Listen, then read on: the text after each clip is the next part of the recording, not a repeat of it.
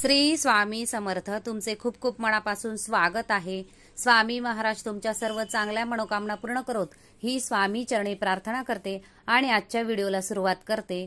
तर 5 जुलैला असणाऱ्या अमावस्येला काय करावे, उपाययोजना आणि अमावस्याच्या दिवशी कोणता शुभ काळ आहे, मुहूर्त आहे आणि काय उपाय करावे, काय दान धर्म करावा आणि शुभ मुहूर्त काय आहे हे आपण या आजच्या व्हिडिओमध्ये जाणून घेणार आहोत.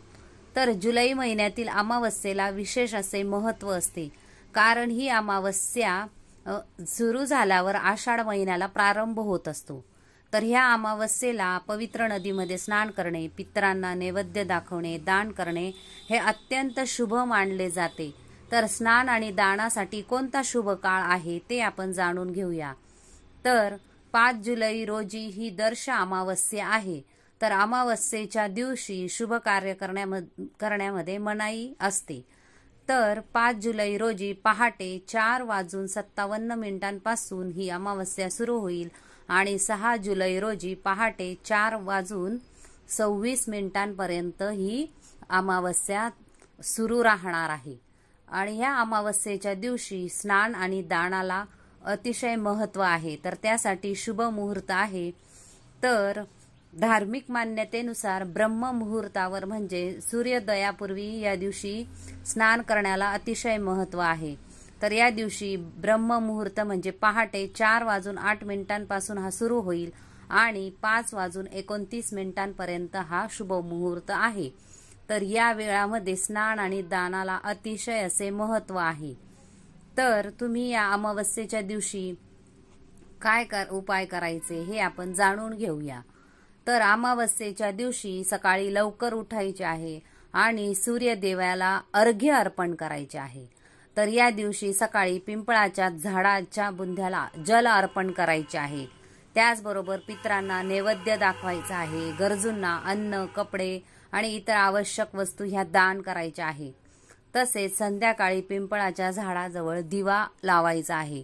असे केल्याने शनिदेवाला प्रसन्न होतो. त्याचबरोबर शनिदेवाची कृपा होते. तर असे छोटे छोटे उपाय करायचे आहे. त्याचबरोबर अजून काही विशेष असे उपाय अमावस्येच्या दिवशी केले तर त्याचाही लाभ होतो. तर ते जाणून घेऊया. धनप्राप्तीसाठी तुम्हाला दर्श अमावस्येच्या दिवशी तुम्ही उपाय करू शकतात. तर दर्श अमावस्येला आर्थिक चणचण भासत असेल, पैशाला पैसा लागत नसेल किंवा पैसा कमवलेला पैसा टिकत नसेल तर धनप्राप्तीसाठी अतिशय असा सोपा असा उपाय आहे, तो तुम्ही करू शकता. तर तुम्हाला 11 लाल कवड्या घ्यायच्या आहे आणि त्या गंगा जलाने धुवून टाकायच्या. त्यानंतर धनाची देवता लक्ष्मी मातेला त्या अर्पण करायच्या आहेत आणि अर्पण करत असताना यथासांग त्या कवड्यांची पूजा करायची आहे आणि चरणांजवळ अर्पण करायचे आहे.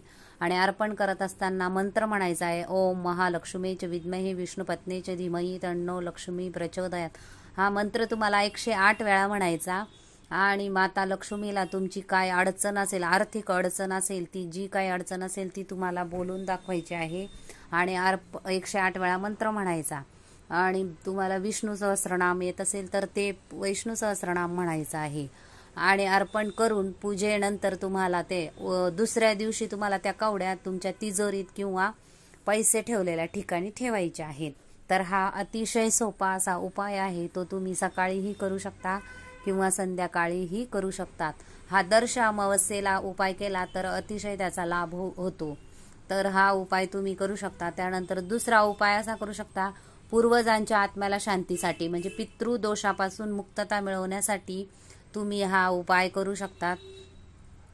तर तुम्हाला 11 गायींना चारा द्यायचा आहे. मग तो हिरवा चारा तुम्ही 11 गायींना देऊ शकता किंवा 11 गायींना देणं शक्य नसेल तर 2 गाय, 1 गाय, 3 गायींना सुद्धा देऊ शकतात.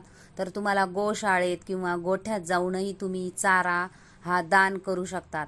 तर ह्या उपायाने सुद्धा पूर्वजांच्या आत्म्याला शांती मिळते, पितृदोषापासून तुम्हाला मुक्ती मिळू शकते. तर हे छोटे छोटे उपाय जर शुभ दिवशी केले तर त्याचाही लाभ होतो.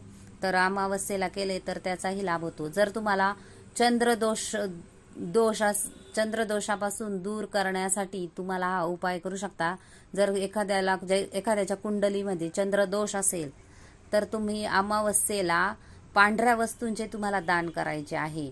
मग ब्राह्मणांनाही तुम्ही दुधाचं दान करू शकतात, गरिबांनाही दूध दान करू शकतात, किंवा संध्याकाळी चंद्राला दूध अर्पण केल्याने सुद्धा चंद्रदोषापासून तुमची मुक्तता होते. तर तुम्हाला लहान मुलांसाठीही तुम्हाला आदर्श अमावस्येला तुम्ही उपाय करू शकता की जर तुमचे मुलं सारखे आजारी पडत असतील, सतत खाल्लेलं अंगी लागत नसेल, किंवा सारखे किरकिर करत असतील, नजर लागत असेल, किंवा सारखे आजारी पडत असतील, अभ्यासात प्रगती होत नसेल, किंवा शारीरिक त्यांच्या अडचणी असतील, अशा अनेक अडचणींसाठी तुम्हाला हा उपाय करायचा आहे. तर तुम्हाला थोडासा छोटी वाटी इतका भात शिजवायचा आणि तो भात शिजवल्यानंतर तुम्हाला हातामध्ये घ्यायचा आहे, 2 मुठीमध्ये घ्यायचा, 2 मुठ करून, आणि मुलांना दक्षिण दिशा सोडून पूर्व किंवा उत्तर दिशेला बसवायचं आहे आणि पाटावर बसवायचं आणि त्यांच्या डोक्यावरनं ते पायापर्यंत 7 वेळा तुम्हाला उतरवायचं आहे. त्यांची जे काही बाबतीत किंवा चिडचिड करत असतील असा मनामध्ये राग धरून ते 7 वेळा उतरवायचं, किंवा तुम्ही तुमच्या इष्टदेवतेचं नाव घेऊनही 7 वेळा उतरवू शकतात. अशाही पद्धतीने तुम्ही त्यांची 7 वेळा उतरवून तुम्हाला तो भात तुम्ही तुमच्या गॅलरीमध्ये ठेवू शकता, किंवा तुमच्या टेरेसवर ठेवून जिथे पशु पक्षी येतील असा तो खाऊन तो जातील तो भात अशा पद्धतीने तुम्हाला ठेवायचा आहे, किंवा एखाद्या झाडाजवळ टाकायचं आहे जिथं ते कीटक खाऊन जातील किंवा पक्षी येऊन खाऊन जातील. अशा पद्धतीने तुम्हाला त्या भाताची विल्हेवाट करायची आहे. तर हा उपाय तुम्ही दर अमावस्येला मुलांसाठी करू शकतात. तर तुम्हाला हा व्हिडिओ थोडा जरी आवडला असेल तर प्लीज व्हिडिओला लाईक आणि सबस्क्राईब जरूर करा. धन्यवाद. श्री स्वामी समर्थ.